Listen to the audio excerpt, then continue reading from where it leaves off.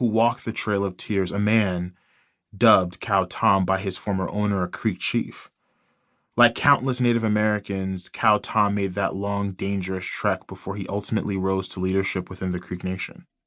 In fact, it was Cow Tom who kept my friend's Creek identity intact when he negotiated an 1866 treaty with the U.S. government, an agreement that included citizenship rights for all Black people within the Creek Nation, whether slave, adopted, or free.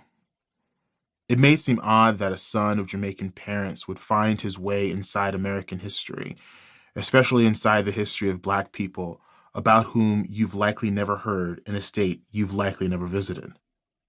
Like all history, how it started wasn't how anyone expected it to end. One day in 2019, I was sitting in the New York office of the British newspaper The Guardian. I had worked there as a writer for 4 or 5 months. On this day, I was jostling between empty rooms and unoccupied desks while more senior writers and editors went to meetings, lunches, and vacations.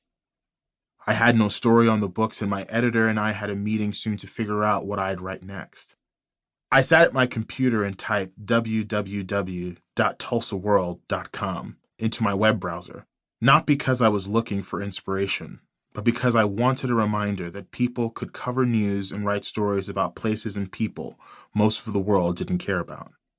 What came up across the top of the Tulsa World's homepage were familiar faces and a story that claimed that the Black people in the accompanying picture had been members of a nation that wasn't the United States and had freedom that their ancestors had given them in the Creek Nation, but not in the United States. I was intrigued and called some friends I grew up with, many of whom had told me when we were kids that they were part Indian.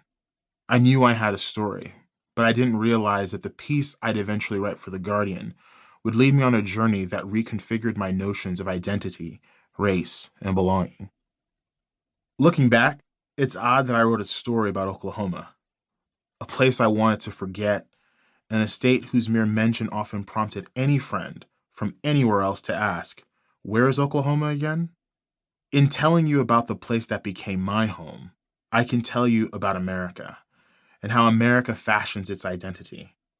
And if the story has shown me anything, it's that there's nothing simple about who you are or where you come from. Like the people on the front page of the Tulsa World, descendants of Cow Tom and other Black citizens of the Creek Nation, we are all beautifully complex. And there's nothing more American than struggling to fit all that complexity into boxes you did not create in the first place. We often forget who we are because we have never been given the chance to remember properly. The anti-lynching memorial at the National Memorial for Peace and Justice in Montgomery, Alabama, offers a radical chance to remember not just the highlights of the civil rights movement, but also the true pain and brutality of our nation's past.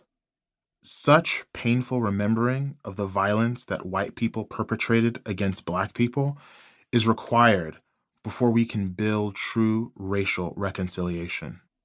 Remembering with eyes wide open, I believe, is the first step to living out our moral obligations today.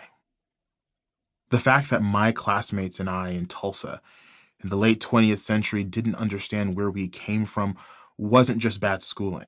It was the result of a deliberate attempt to prevent us from remembering, which is another way of saying that from an early age, Black people were stopped from working to change a world that had been built on racialized, violent foundations.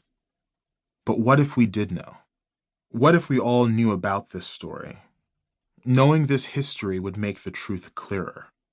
We'd know, for example, that Tulsa's struggles over land use, development, and zoning mask a larger story, one where city planners deliberately designed the city to ensure that different non-white populations would compete with one another instead of banding together to push back against the white ruling class.